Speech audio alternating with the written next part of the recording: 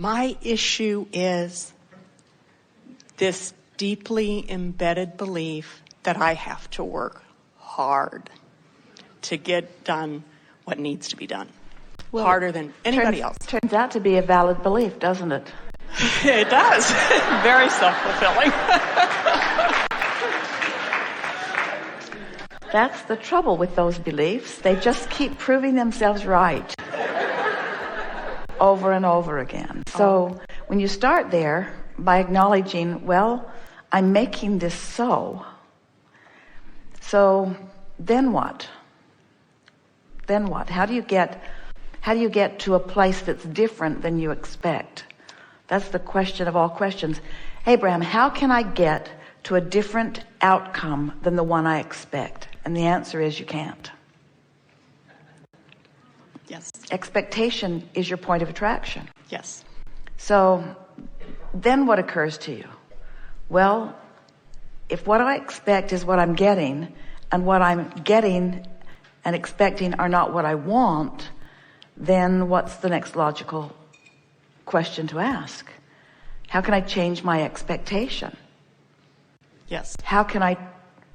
Well, let's talk about what an expectation is. It's just a habitual vibration. You've expected it, and then you get it, and then you believe it all the more. Mm-hmm. We've been saying that if you're hanging around on the edge of your vortex in hope, the vortex will occasionally just take you in.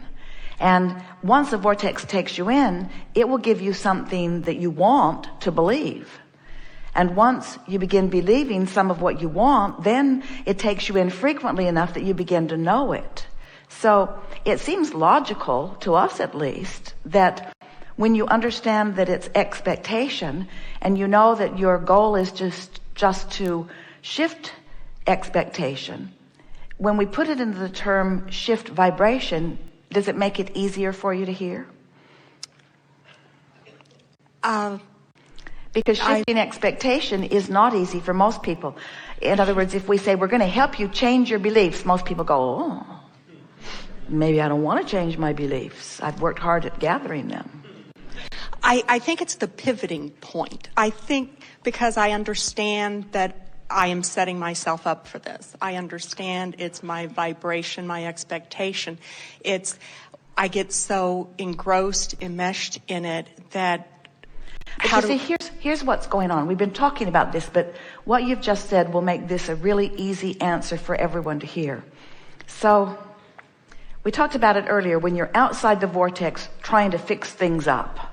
So when you're outside the vortex trying to fix things up, you know what you do without meaning to? You just practice the outside the vortex vibration more. Your expectation just gets more and more entrenched. Here's a good way of acknowledging that. Have you ever been in a conversation with someone and you both think you're right and what you think is different from the other? And the more you try to convince that one, the more they're convinced of what they knew before you started talking. And you too. In other words, you just sort of dig in and hold your position. So that's what happens when you try really hard to pivot or to change an expectation from outside the vortex. It just makes you sort of dig in. It's almost like I'm challenging this belief, but the operative word is this belief, which is what's activated, and then law of attraction just shows you more like it, which makes you just believe it more. So it's like you can't get away from it, because the more you try, it's like saying, I'm not going to think about that. I'm not going to think about that thing that I'm not going to think about.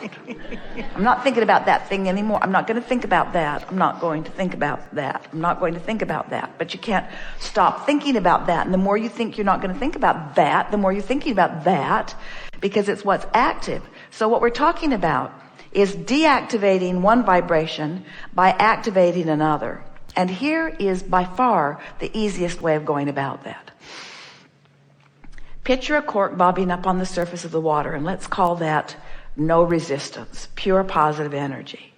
Now you can hold the cork under the water. Let's call that resistance or belief or a negative expectation. But when you let go of it, that cork's going to bob right back up. In other words, the point that we want to make with you is that you don't have to train yourself into more positive expectation. That positive expectation already exists and is calling you. And the negative emotion that you feel is you're pulling against it. Can you hear the difference in that? So we're just trying to get you to let go of the cork. And the way you let go of the cork, the easiest way is meditation. It's quieting your mind. It's thinking no thought.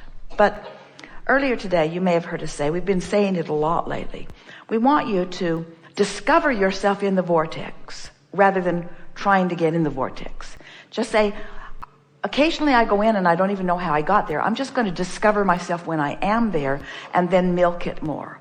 So if we were standing in any of your physical shoes, these are the two things in light of this conversation that we would focus upon. One, I'm going to discover myself in the vortex, and when I find myself there, I'm going to milk it longer, because every moment that you spend trying to milk it, you're practicing the vibration of it, and that's how those expectations get into place. In other words, all an expectation is a vibrational practicing. So as you get in and practice it by milking it, and then talk about it more.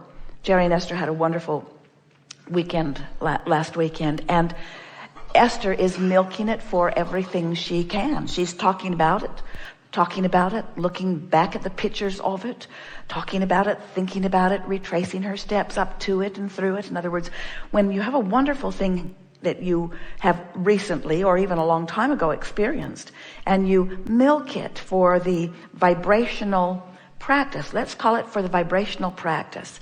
You're not doing it for the practice, you're doing it for the deliciousness. But when you practice the deliciousness of it, your vibration shifts until, without even knowing when it happened, your vibration pivots, your vibration shifts from this tendency that was stronger to this tendency that was stronger.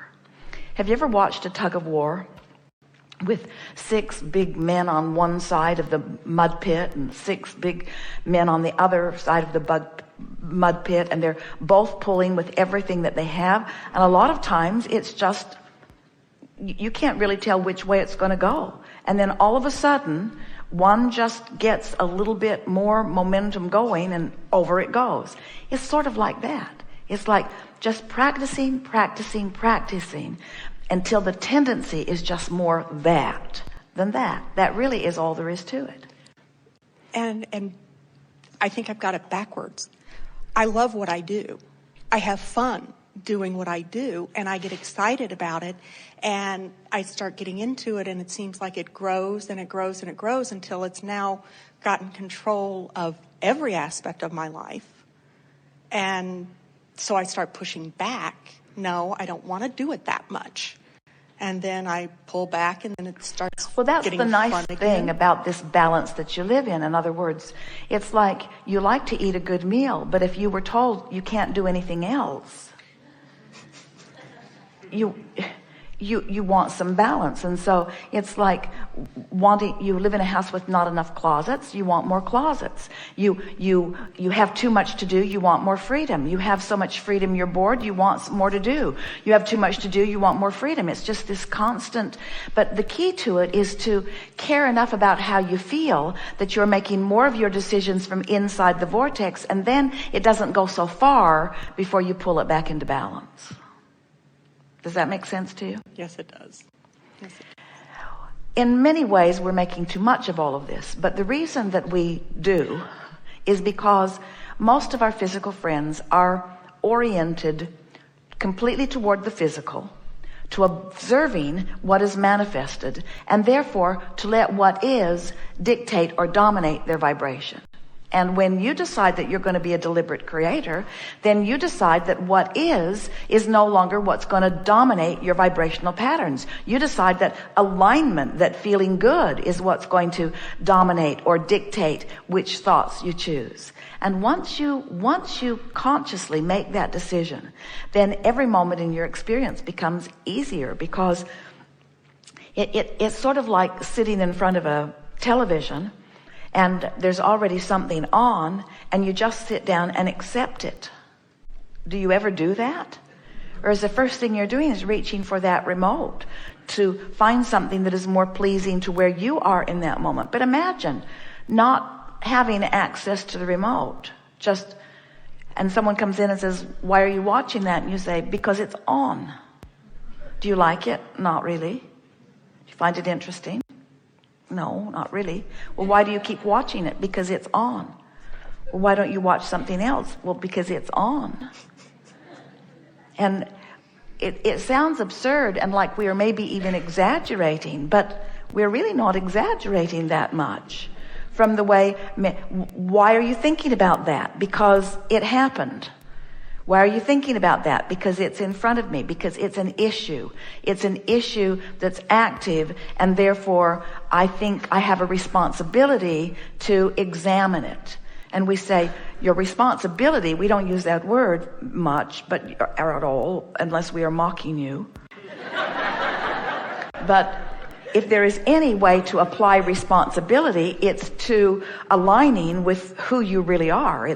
You have a responsibility, you could say, to being in vibrational sync with who you really are. So what it comes down to with you, and we'll leave it with this, is these are the things you want to take away from this conversation.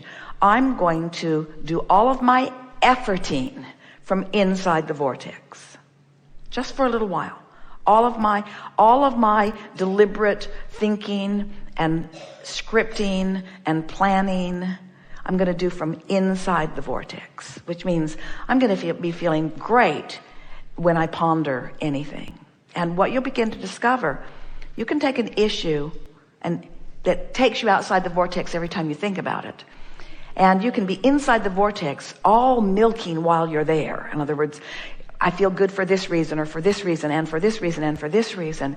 And then as you introduce your issue to the vortex, the first 100 or 200 times you do that, the vortex will spit you right out. But if you're determined to be in your vortex while you are thinking about, and here's the thing that makes the difference. On the other side of the problem is a solution. On the other side of the issue is a satisfying solution. So there are no issues in the vortex. There's just solutions and opportunities and remarkable rendezvous and fun things to do and insights and clarity. Advantages, you see. So as you make the vortex your dominant intent and then introduce your issue to it while you're in there until you start finding the other end of that vibrational stick, in time, you will find yourself appreciating every former issue because of the solutions that it has brought to you.